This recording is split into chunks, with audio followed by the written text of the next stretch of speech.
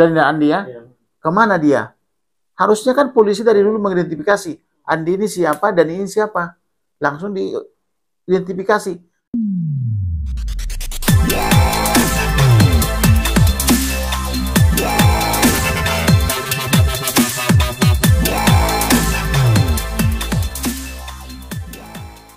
Kalau saya melihatnya ya, itu disebut sebagai buron, tentu ada barang buktinya. Sidik jarinya 8 tahun lalu tentu ada. Sama apa tidak sidik jarinya ya. Kemudian apa namanya itu, barang buktinya bagaimana? Barang buktinya tentu ada, diperlihatkan oleh polisi. Nah, kemudian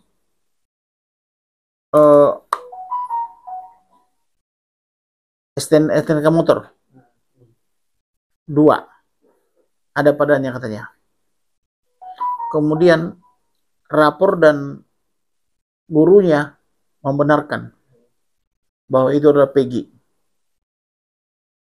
Orang tuanya yang tadinya diakui sebagai omnya juga membenarkan itu anaknya. Jadi menurut saya polisi sudah benar. Tinggal pertanyaannya, apakah Peggy ini melakukan pembunuhan atau bagaimana?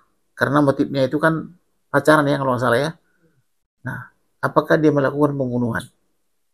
Apakah dia dari situ? Kalau ciri-ciri mengenai fisiknya itu sudah tepat menurut saya. Tapi ada yang nggak tepat bang dari fisiknya bang. Yang dimaksudkan itu Peggy kan ada ininya gede bang, bolongan sini kan gede bang. Tapi Peggy Setiawan itu yang ini nggak ada bang.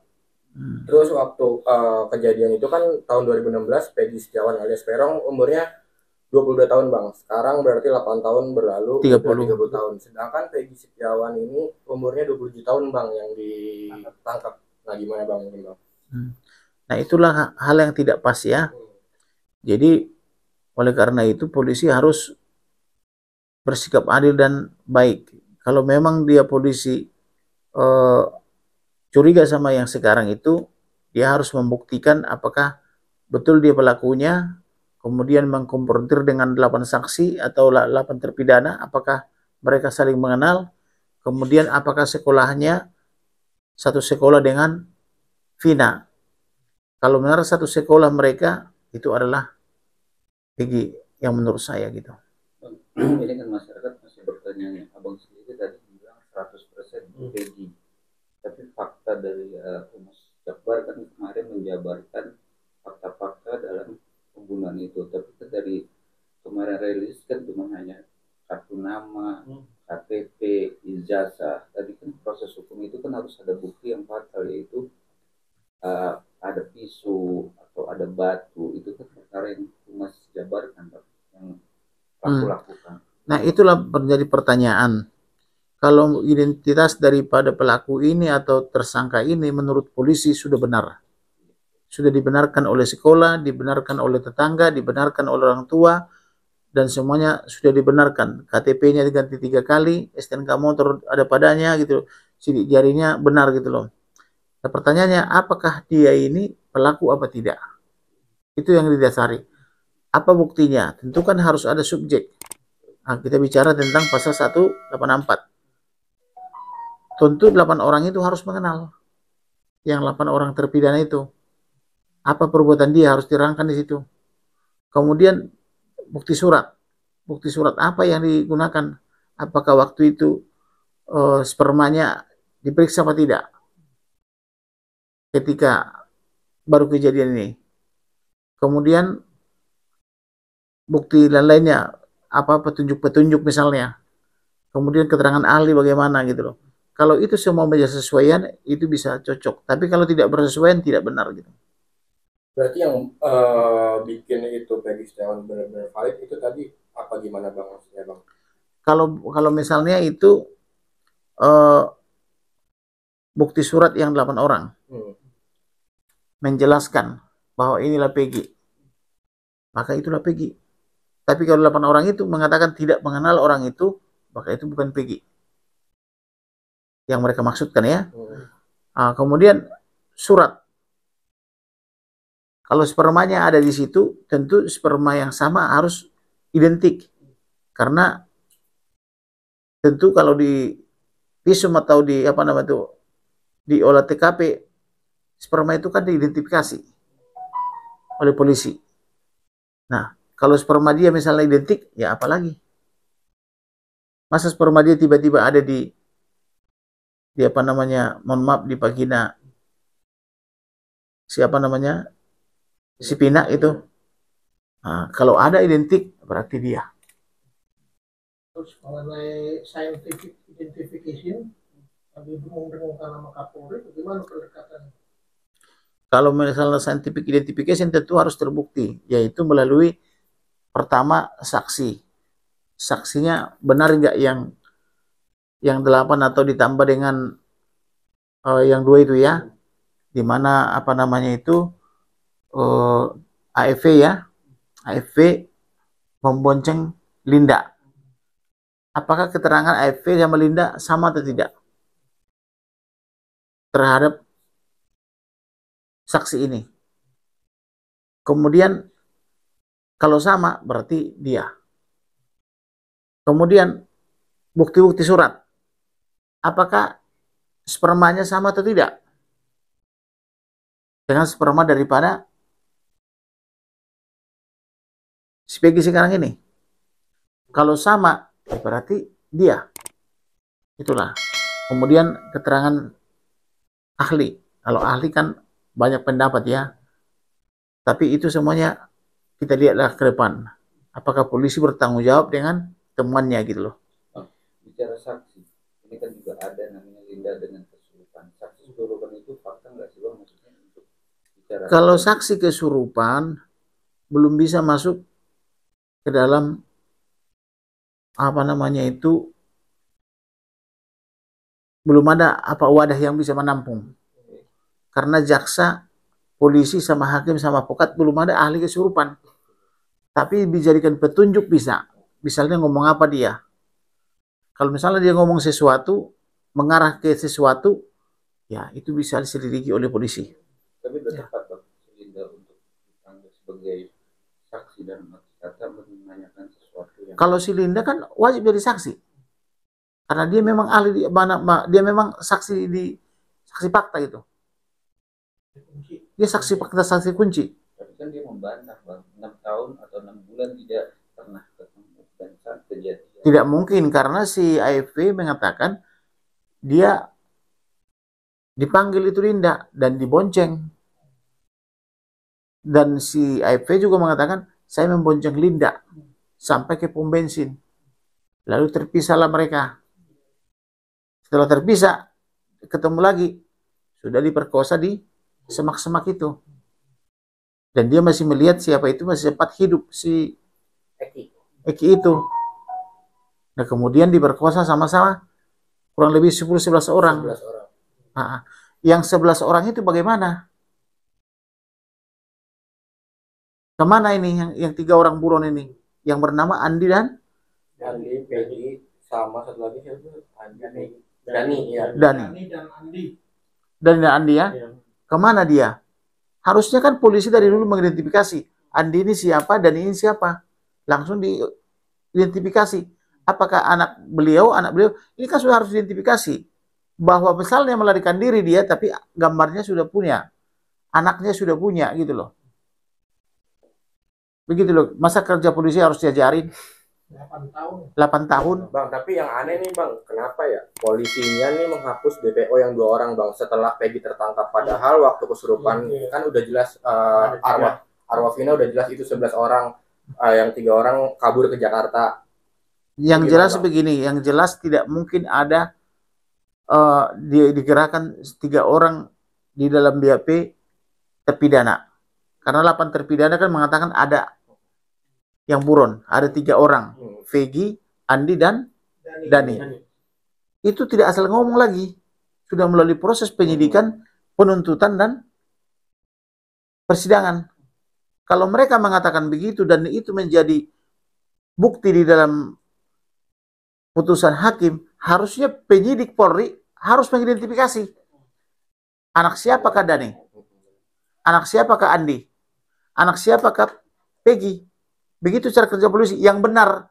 Tapi kalau polisinya cuma tidur-tidur, ya nggak bisa apa-apa gitu loh. Yang kedua, inilah waktunya bagi Polri harus berubah.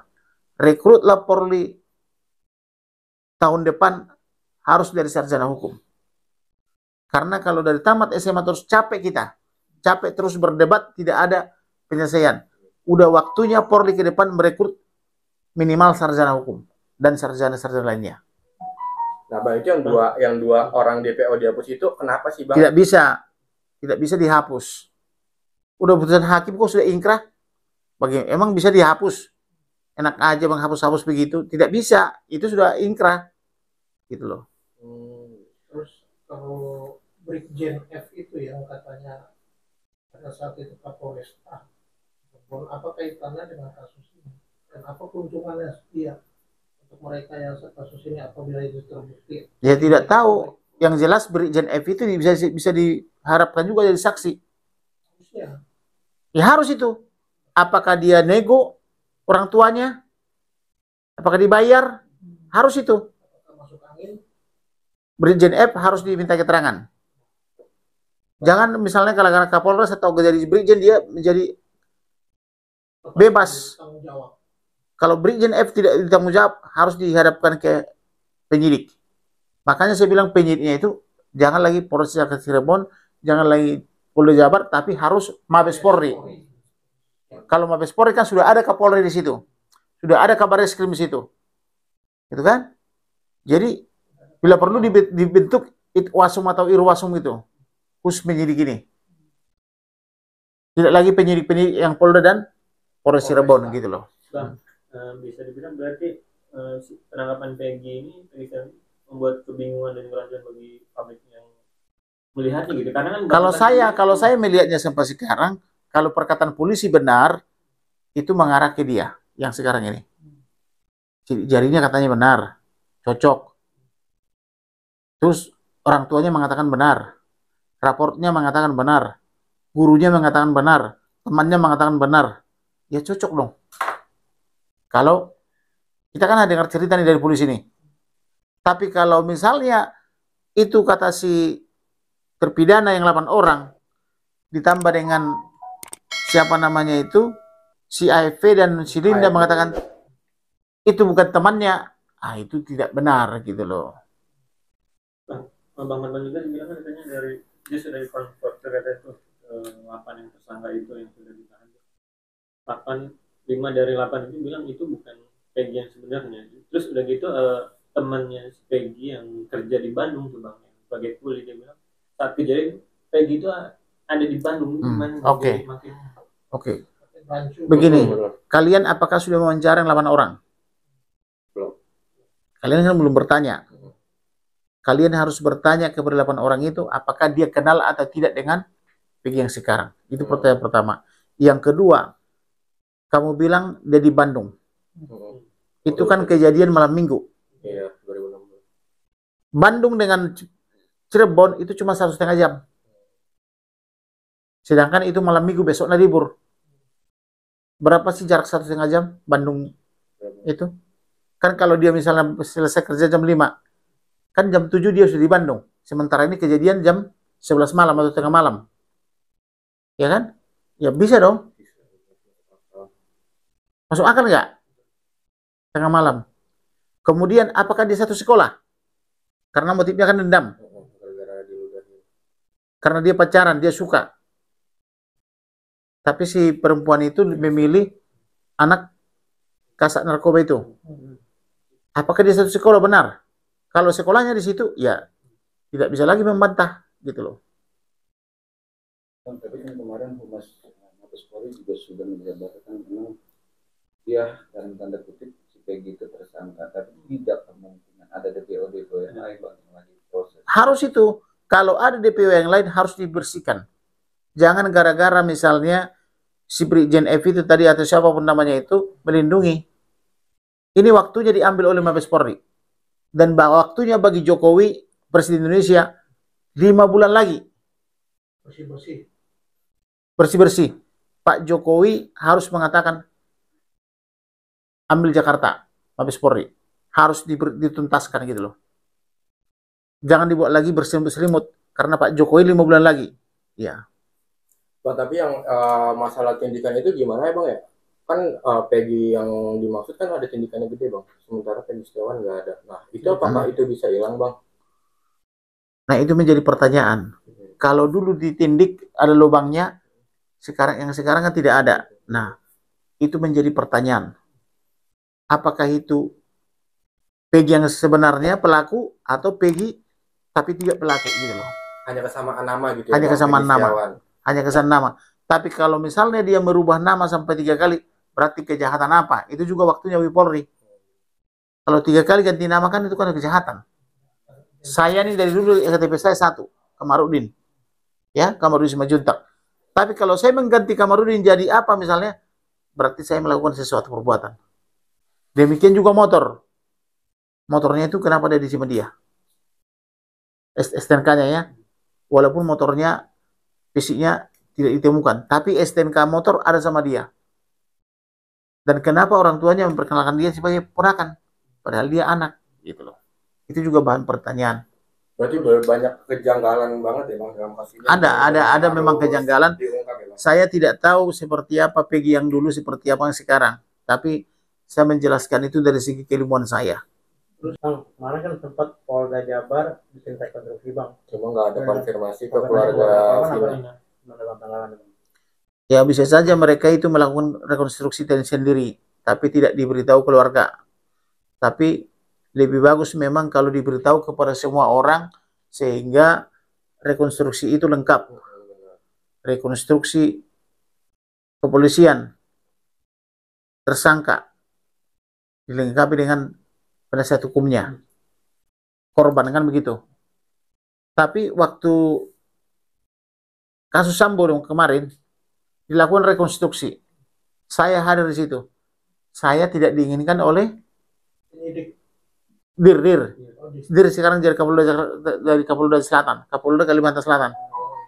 Dia bilang, Kamarudin jangan di situ. Gitu.